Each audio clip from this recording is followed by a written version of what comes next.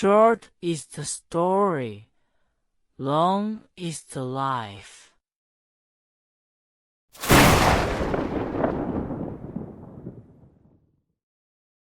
Wukong's Archive presents China Urban Legends EP9 Nanjing University Basement.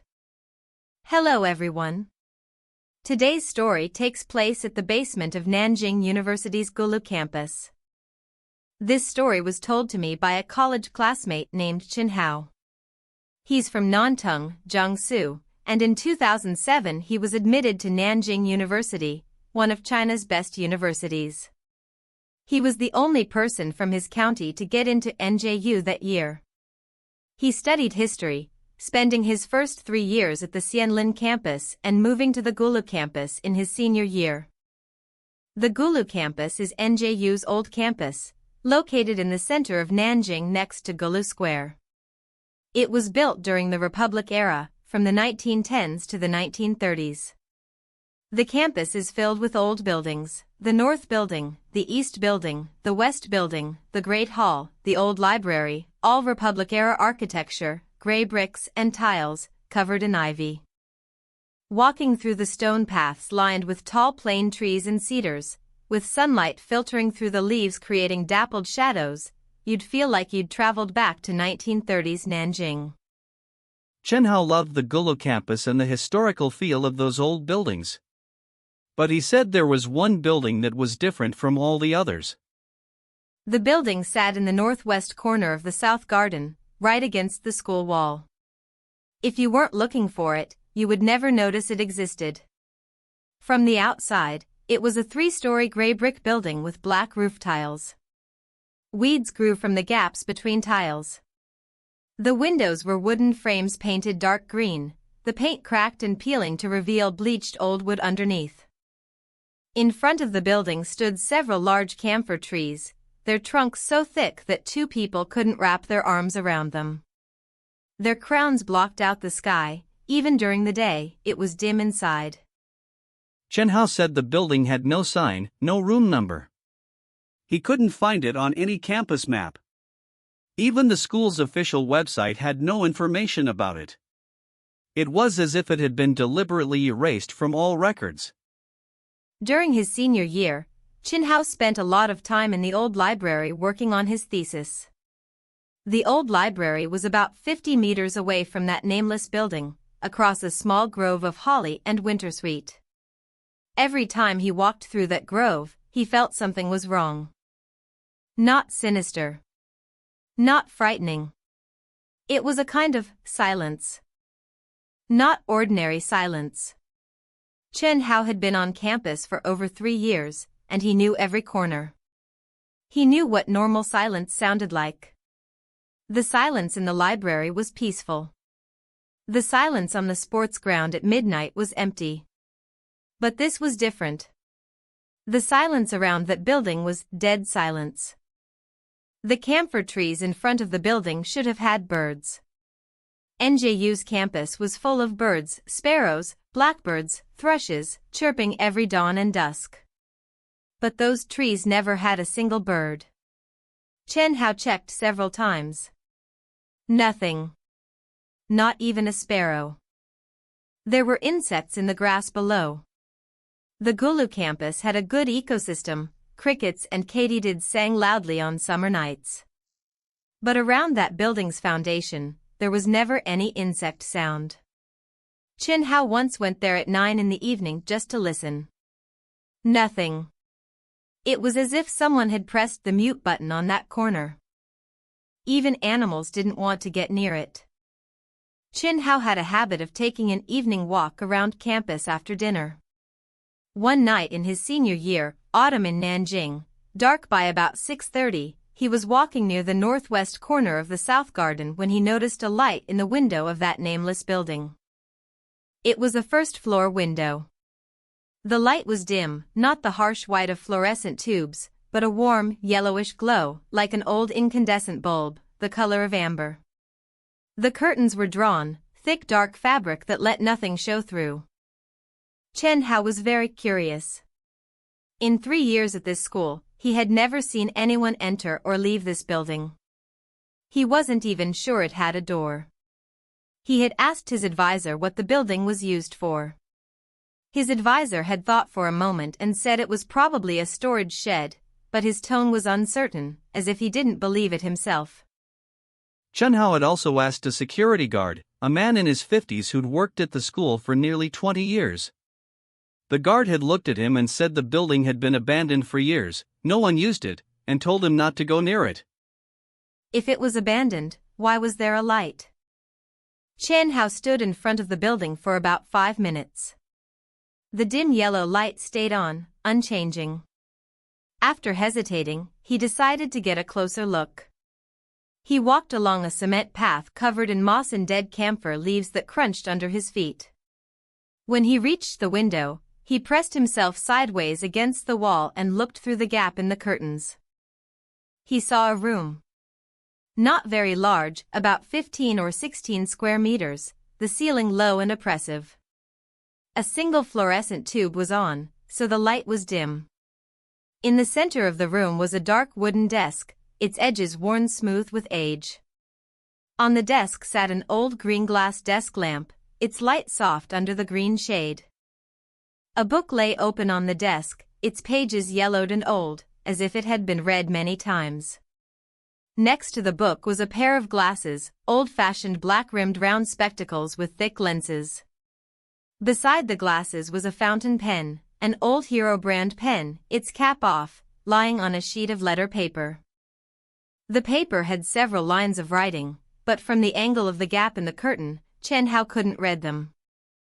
Everything looked as if someone had just been using the office, had stepped away temporarily to get water or use the bathroom, and would return any moment. But Chen Hao noticed a troubling detail. A thin, even layer of dust covered everything, the lamp base, the spine of the book, the blank parts of the letter paper. If someone worked here every day, if they used these things daily, there wouldn't be dust.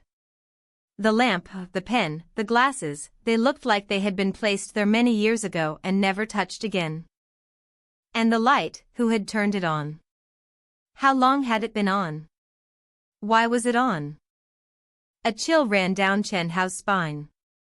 He lowered his heels and prepared to leave. But just as his foot touched the ground, he heard a sound. From inside the building. Muffled. Very low. Like something heavy being dragged across a wooden floor, the boards giving a dull creak. The sound wasn't loud, but in the silent evening, inside that empty building, it was terribly distinct. Chen Hao didn't look back. He walked away quickly.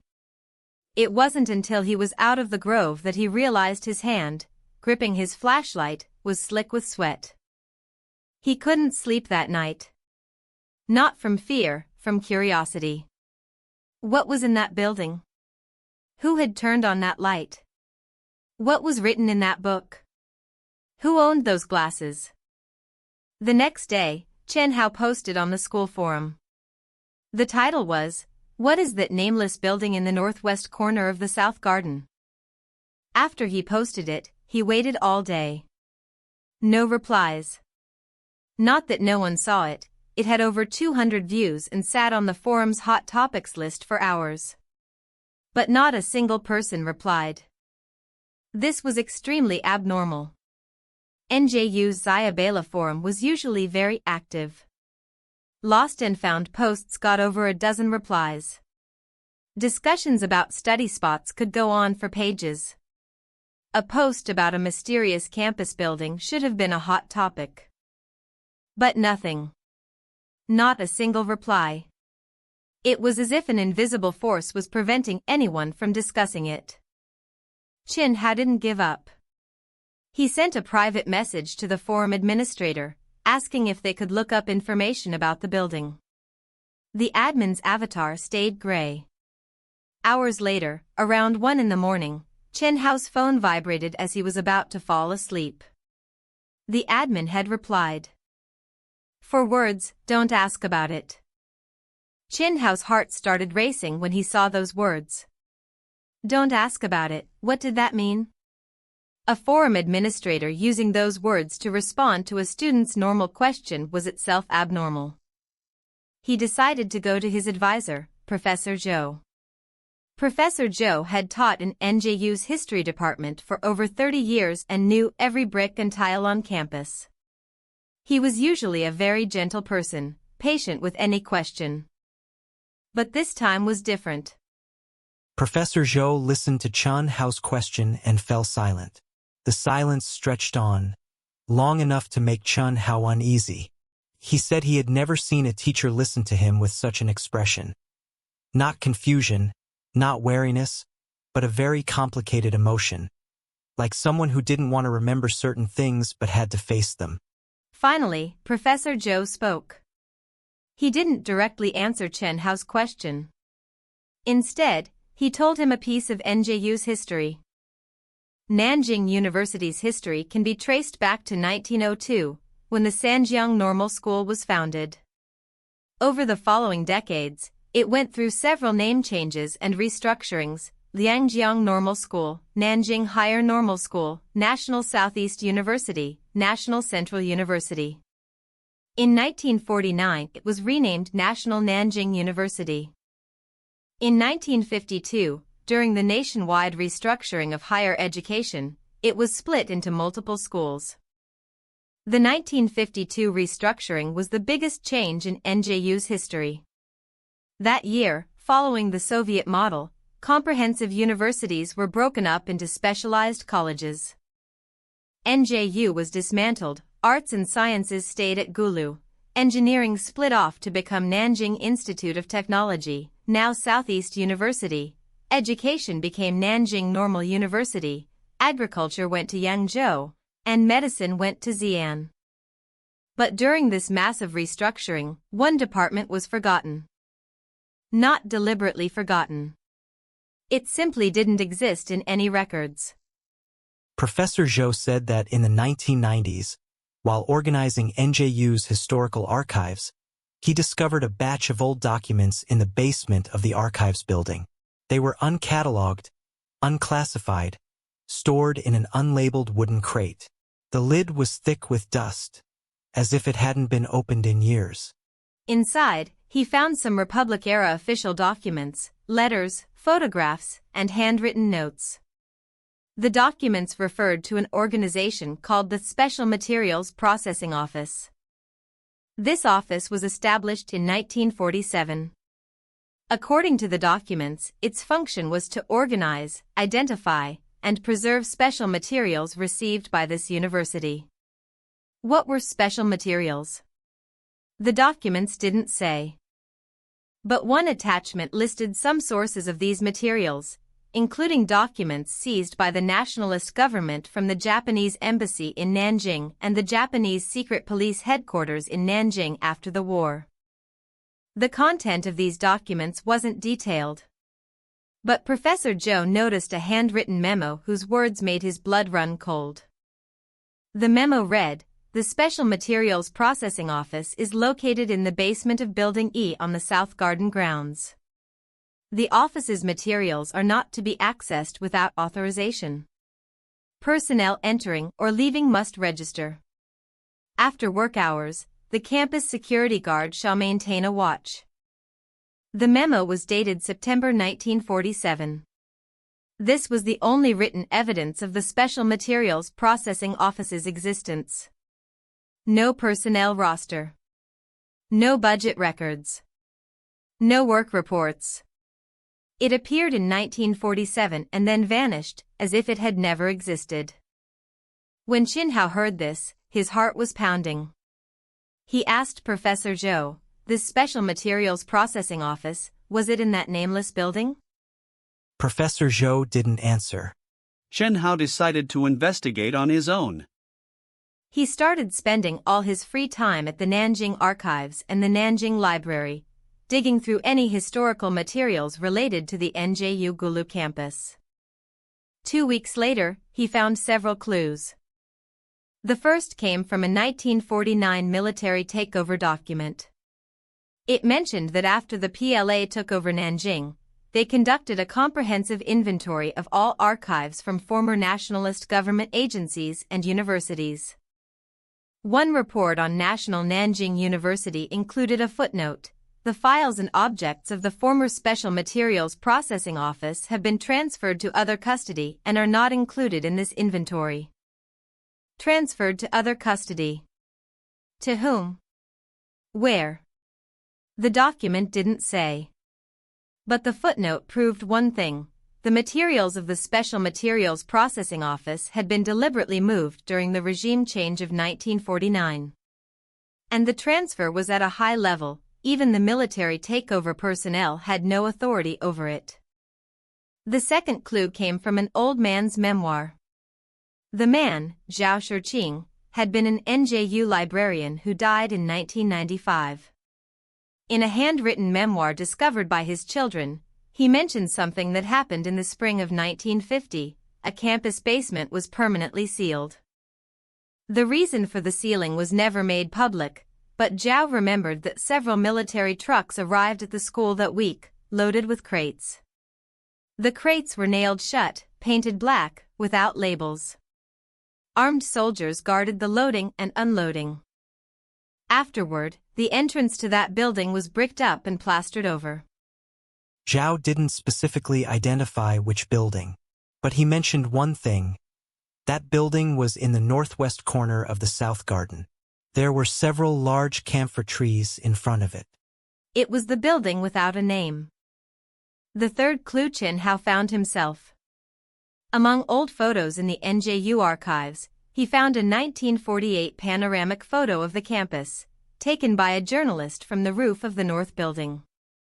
The photo clearly showed that nameless building in the northwest corner. A sign hung on its front wall. Chin Hao examined the sign with a magnifying glass. The words were blurry because of the photo's resolution, but after trying different angles and lighting, he managed to make out a few characters: Building E. Building E. The address from the memo, the basement of Building E on the South Garden grounds, was this building. Chin Hao took these clues back to Professor Zhou. Professor Zhou was silent for a long time. He sat behind his desk, fingers laced together, looking out the window. Finally, he stood up and took a very old photo album from the highest shelf of his bookcase.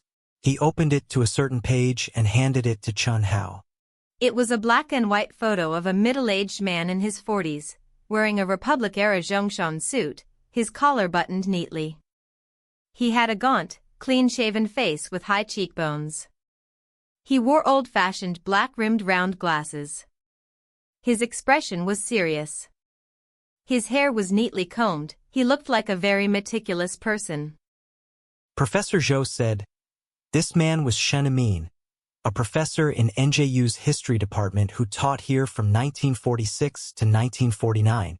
He was an expert in modern Chinese history and published several influential books." One night in the spring of 1950, Professor Shen Amin disappeared. No one ever saw him again. Disappeared. His family reported it. The school reported it.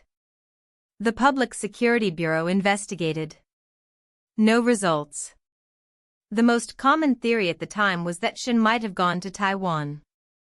But Shen was a leftist scholar with no connection to the nationalist government. He had no reason to go to Taiwan. And on the night he disappeared, all his personal belongings were still in his dormitory. The desk lamp was on. The fountain pen's cap was off. A book he was reading lay open on the desk, as if he had just stepped out temporarily and would return any moment. The desk lamp. The fountain pen. The open cap. The open book. Chin Hao thought of the lamp in that nameless building. The old book on the desk. The old-fashioned black-rimmed glasses. The fountain pen with its cap off. A chill rose from the soles of his feet to the top of his head. Professor Zhou spoke again. His voice was calm, but every word seemed to rise from a deep place. Before Shen Amin disappeared, he had been working on a special project. No one knew the specifics. But a colleague later recalled that Shen had been frequently mentioning a place, the basement of Building E. What else did the colleague say? He said, 3 days before Shen disappeared, Chen told him something he remembered for the rest of his life. Professor Zhou looked at him and said word by word. He said, "The thing in that basement should not be seen by anyone." Chen Hao later said he made a decision when he still doesn't know whether it was right or wrong. He decided to enter that building before he graduated. He didn't tell anyone his plan. He knew someone would stop him if he did. He bought a high-powered flashlight, a screwdriver, and a piece of wire from a hardware store near campus. Yes, he thought about picking the lock. But when he actually stood in front of the building, he found the lock on the door wasn't locked. A rusted padlock hung from the hasp, but it wasn't snapped shut. It swayed slightly in the evening breeze, as if someone had come before him and unlocked it. He hesitated. Standing in front of that door, his heart pounding like a drum. His rational mind told him to turn around and walk away. But his curiosity was stronger than his reason. He pushed the door open. The hinges let out a sharp screech that sounded especially piercing in the silent evening, as if it was tearing through 100 years of silence. He slipped inside and closed the door behind him. Inside was very dark.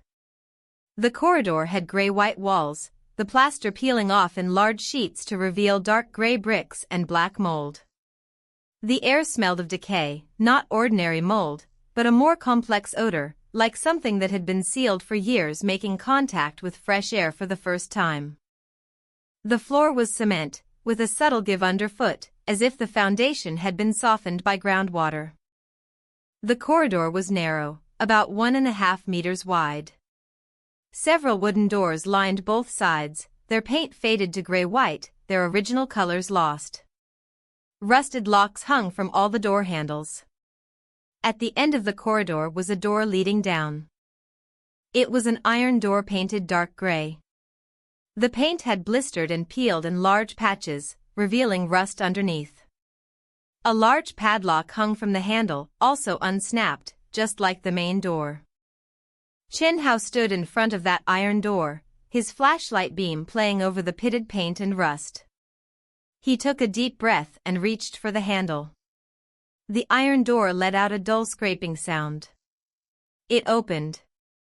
The stairs were narrow poured concrete, about 70 or 80 centimeters wide, barely enough for one person. Each step was covered in a thick layer of dust, like a gray velvet carpet. Every footstep left a clear print. Water seeped through the walls. Both Wuhan and Nanjing are cities along the Yangtze River, with high water tables. Those beads of water glittered in the flashlight beam like countless tiny eyes. The air smelled of the unique underground mixture, damp earth, cement alkali, and some indescribable aged odor. He walked down step by step. 13 steps. He counted. The space below was larger than he expected. It was a basement room of about 30 to 40 square meters, the ceiling very low, barely over 2 meters, almost within arm's reach. The room was an irregular trapezoid, wider at the north end, narrower at the south. The walls were rough granite, stone by stone, the gaps filled with mortar that had crumbled in places. The granite looked very old, not from the Republic era, but from much earlier. The floor was covered in cement, but it had cracked. The cracks formed a pattern like a dried-up riverbed, and from the cracks grew thin, dark green moss. The basement was empty. No shelves. No desks. No cabinets. Nothing. Just an empty 30-square-meter room with stone walls, a cement floor, and dim light coming from the stairway. But Chen Hao noticed a detail that made every hair on his body stand up. There were footprints on the floor. Multiple sets. Multiple layers. The bottom layer was very faint, its edges softened by dust, they looked decades old. The middle layer was clearer, showing sole patterns, maybe a few years old. The top layer was very sharp, the tread pattern crisp, the edges distinct, completely uncovered by dust. They looked like they had been made within the last few days. Someone was using this basement. Not occasionally, regularly. Chen Hao noticed that the west wall had an area that was a different color from the rest. The whole wall was dark gray granite, but one section was a gray-white cement.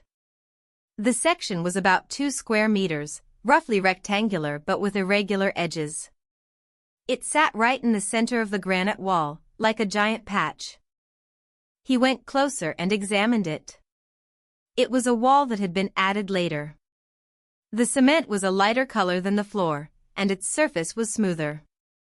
There was a clear seam between the cement edge and the granite. It had clearly been poured later. Chen Hao knocked on the cement wall. The sound was solid. Not hollow. There was no space behind it. But he noticed a very thin gap between the wall and the floor, about 2 or 3 millimeters wide. Invisible if you weren't looking for it. He crouched down and shone his flashlight along the floor. The beam disappeared into that gap. It was deep. He couldn't see the bottom. He pressed his ear against the wall, held his breath, and listened. A sound. Very faint. Very distant, coming through the thick wall, muffled as if from kilometers away. But it was definitely a rhythmic sound. Something striking slowly, about once every 10 seconds. 1 beat. 10 seconds. Another beat. Not a machine. Not dripping water. Chen Hao said he crouched in that corner, his ear to the wall, for about 2 or 3 minutes. The sound never stopped. The rhythm was steady, neither fast nor slow, like a metronome that never stopped. He didn't try to find the entrance to that wall. He suddenly realized something. The iron door he entered through had been open. If it was open when he arrived, it meant someone else had entered before him. That person might still be in the building. He stood up, turned, and walked quickly to the stairs. He didn't run, but his steps were fast. He took the stairs 3 at a time, ran through the corridor, pushed open the main door, and burst into the night. The November evening wind hit his face, cold and damp. He took deep breaths of outside air, like someone who had been holding their breath underwater for a long time and finally surfaced. He looked back at the building. On the first floor, through the window, the dim yellow light was still on. That night, back in his dormitory, Chen Hao opened his computer. He searched for Nanjing University Shenemin. Very few results came up, mostly academic citations. On an old Nanjing local history forum, he found a post from 2004 by a user called Stone City. The post was titled "The Old Building on NJU's Gulu Campus." It was long, but the core information was just one paragraph. Before Professor Shinemin disappeared, he was researching a batch of documents seized from the Japanese Secret Service headquarters in Nanjing. Some of these were copies of Unit 731's research files. Unit 731 was the Japanese Army's biological warfare unit, headquartered in Harbin, but they had a branch in Nanjing, under the Central China Area Army. The location of that branch was where NJU's Gulu campus now stands. Among Unit 731's Nanjing branch records, there was a file numbered E07. Most of its content was redacted. But at the end, a Japanese officer had written a note in red ink. The hearts of Chinese subjects, after stopping, can maintain autonomous beating for a certain duration. Longest recorded, 47 minutes. This phenomenon has no precedent in European or American literature. Chen Hao stared at those words on his screen, his own heart hammering in his chest. 47 minutes. A heart that had stopped, maintaining its own beating for 47 minutes. Chen Hao closed his computer and turned off his lamp. He lay in the dark dormitory for a long time. Too many images flashed through his mind: the basement, the room, the patched wall, the sound behind it, like a heartbeat. He thought about the night Shinemin disappeared. The lamp on. The pen cap off. The book open. Everything looked like its owner had just stepped out and would be right back. But Chen Yimin never came back. Chen Hao didn't investigate further. He didn't know where to start. The school's archives had no records of that building. The police files on Shen's disappearance had no conclusions. The Nanjing Municipal Archives had no follow-up on the Special Materials Processing Office.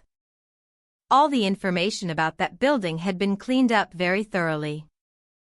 In the summer of 2010, Chen Hao graduated. He didn't stay in Nanjing. He found a job at a publishing house in Shanghai. Before leaving, he went back to campus one last time. He stood on the path in the northwest corner of the South Garden for a very long time. The building was still there. Gray bricks, black tiles, dark green window frames. The third-floor windows were closed, the curtains drawn. The first-floor window was also closed. In broad daylight, he couldn't tell if the light was on behind the curtains. He stood there for maybe 10 minutes. The summer heat wrapped around him, sweat trickling down his temples. The door, the one he had pushed open that night, was locked again. A brand new padlock hung on the hasp, securely fastened. Different from last time. The loose, unlocked padlock had been replaced. He turned and walked away. A few steps later, he looked back. On the windowsill of that building, there seemed to be a figure. Just a silhouette. He stopped, narrowed his eyes to look more carefully. Nothing. Probably an illusion caused by sunlight through the leaves. He turned and left. He didn't look back again. But the day before leaving Nanjing, he went to the Nanjing archives one more time. He looked up all historical land records for that plot, from the 1930s to the 1950s. He discovered that before 1937, the land belonged to a capitalist named Wang Jingtang, who owned a textile mill and used the plot as a warehouse. After the Japanese occupation of Nanjing in 1937, the area was taken over by the Japanese military. The Japanese gendarmerie headquarters was near Gulu, and this area was declared a military zone. From 1940 to 1945, the building on this land was requisitioned by the Japanese Army, with no specific purpose recorded. In a 1942 Nanjing City Building registration form, the nameless building was listed as Imperial Japanese Army Nanjing Gendarmerie, Special Warehouse. Special warehouse, for what? There was a small note in the remarks column, apparently added later in blue ink. This warehouse has an attached basement. Basement entrance sealed. Seal date, September 1945. September 1945. The month Japan formally surrendered. Before surrendering, the Japanese army sealed that building's basement.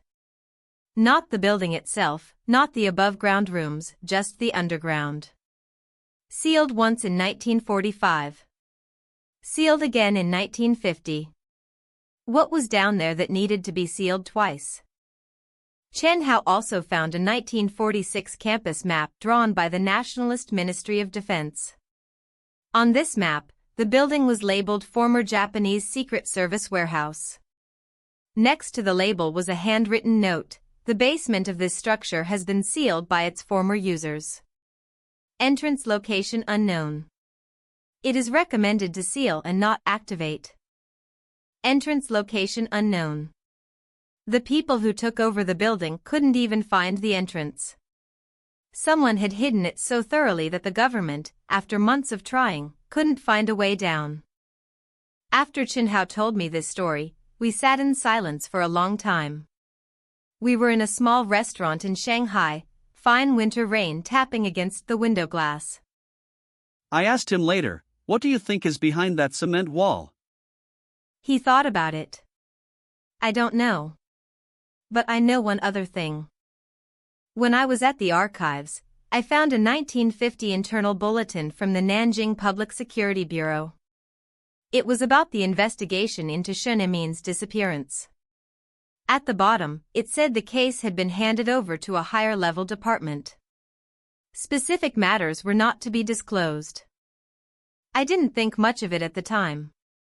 But later I realized something.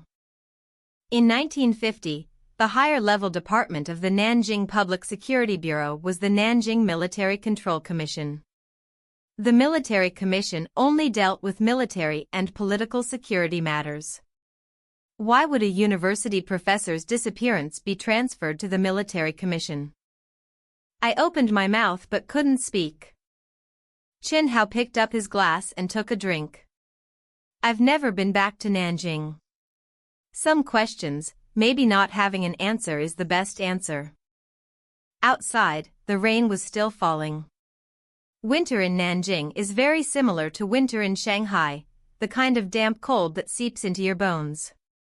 The kind of cold that reminds you of basement air, of water beads on granite walls, of a sound coming through a thin gap in the corner, like a heartbeat. If you enjoyed this story, please like and subscribe. New urban legend every day. Wukong's archive, where short is the story, but long is the life.